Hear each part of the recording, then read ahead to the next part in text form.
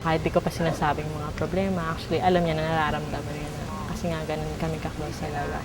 Kung yung nagsimula ako magkaroon ng mga anak, sabi niya laging mong mamahalin yung mga anak mo, ganun.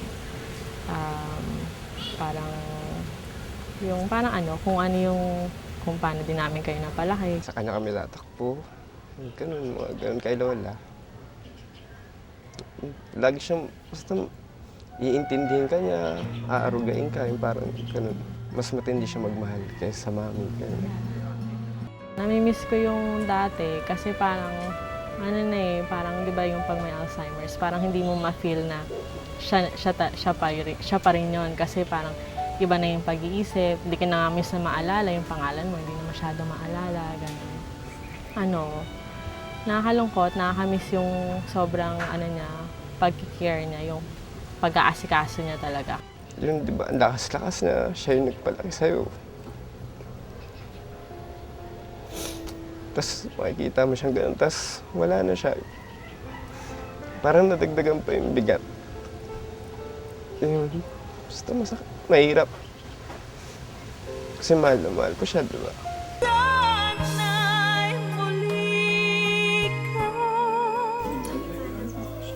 Sabi nga nila, wala tayo kung walang ating mga magulang.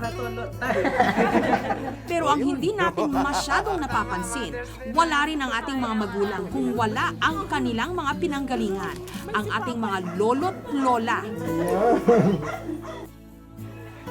Para sa mga laki sa lolo't lola, ibang-iba raw talaga ang kalingat aruga ng mga ito kumpara sa sarili nilang mga magulang.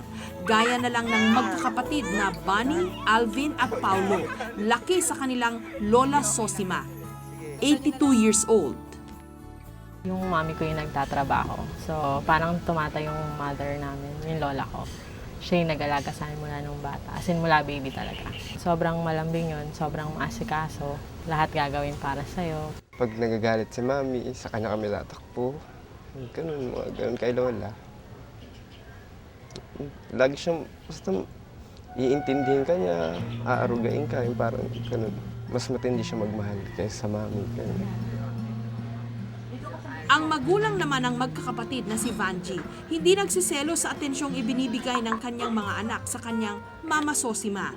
Proud pa nga siya na matibay ang bigkis ng kanilang pamilya. Lahat ng anak ko is close kay mama. Kasi nga ako, close ako kay mama eh. So, ang magiging anak ko, ganun din. Dahil dito, hindi rin naman nagpapadaigan ang mga apo sa pakikipag-bonding sa kanilang paboritong lola. Kahit di ko pa sinasabing mga problema, actually alam niya na nararamdaman niya na. Kasi nga ganun kami ka-close sa lola. Kung yung nagsimula ako magkaroon ng mga anak, sabi niya laging mong mamahalin yung mga anak mo, ganun.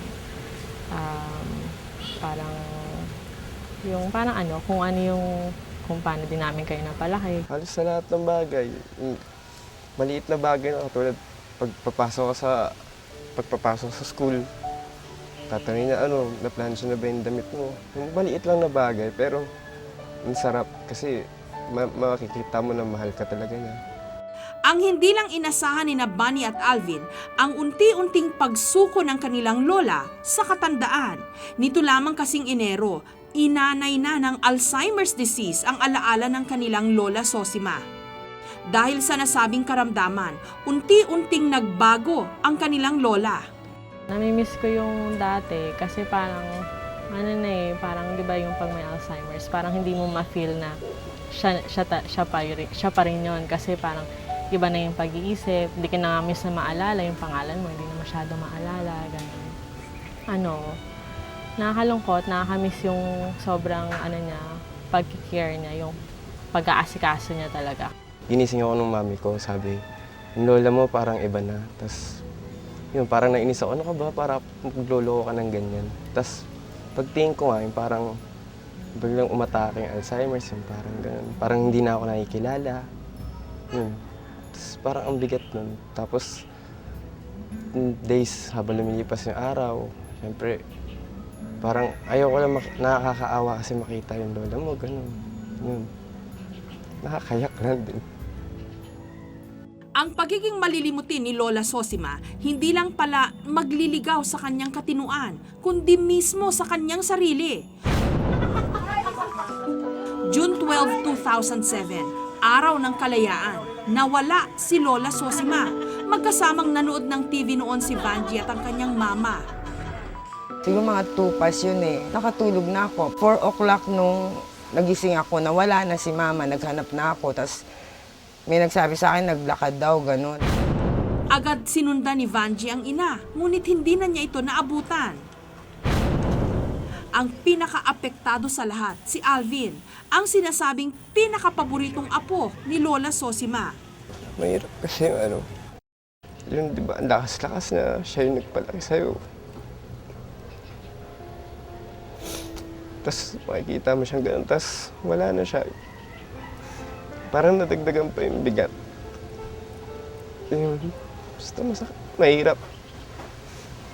Kasi mahal na mahal ko siya, di ba? Damay din sa problema ang iba pang nagmamahal kay Lola Sosima.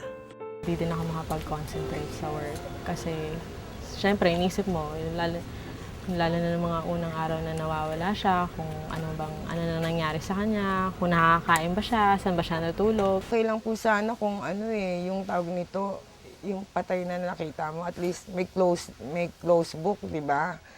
Pero pag ganun, no, ang hirap.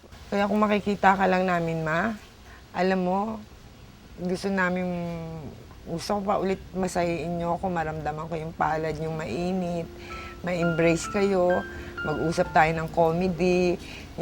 Naaaliw kasi ako sa tawa niyo eh. Nag-expect pa rin talaga ako na sana makita ko siya. Para, siyempre, iba yun nandyan siya eh. Tapos parang makabawi ako sa kanya. Para pakita ko yung pagmamahal ko sa kanya. Dito na sila lumapit sa aming programa para kahit papaano mabuhayan ang pag-asang makita ang nawawala nilang lola. Ayon sa magkakapatid, Sosima Dayap ang buong pangalan ng kanilang lola at 82 years old na raw ito ngayon. Puti na ang buhok nito, Bisaya kung magsalita at sariling pangalan lang ang pinakanatatandaan.